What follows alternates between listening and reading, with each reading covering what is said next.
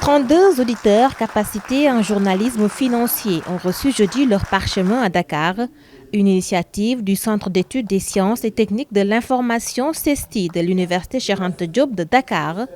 Une formation rendue possible grâce au programme de Bloomberg Media Initiative Africa, appuyé par le CESAC, le Centre africain d'études supérieures en gestion. Bloomberg est parti d'un constat.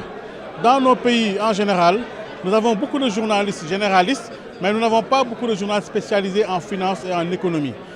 Et donc, à partir de 56 candidats qui ont été retenus, nous avons réussi à sortir, à diplômer 32. Vous rejoignez plus de 900 diplômés à travers le continent, dont 52 en Côte d'Ivoire jeudi dernier.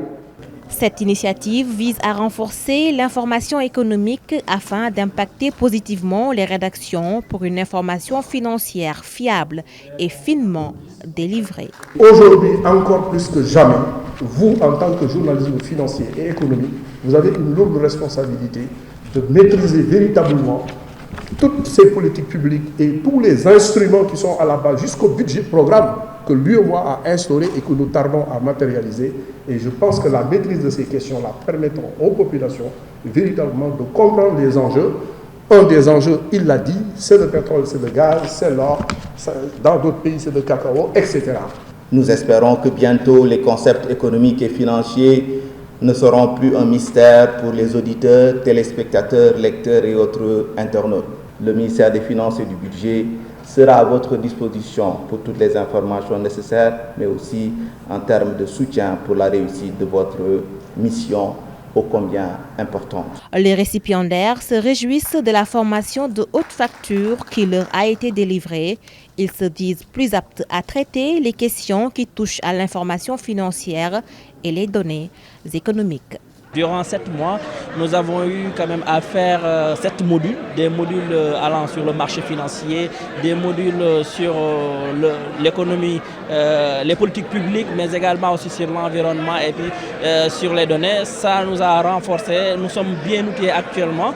Et donc ce que je disais lors des témoignages, je dis maintenant que je n'ai plus peur quand même devant un expert parce que j'ai la chance de subir cette formation qui me permet de me mieux préparer, par exemple pour une interview. Et donc c'est bénéfique pour nous en tant que journalistes, économiques. Ça nous a permis de découvrir beaucoup de choses et ça nous a permis quand même d'avoir une autre idée, d'avoir en tout cas un plus par rapport justement au traitement de l'information économique et financière.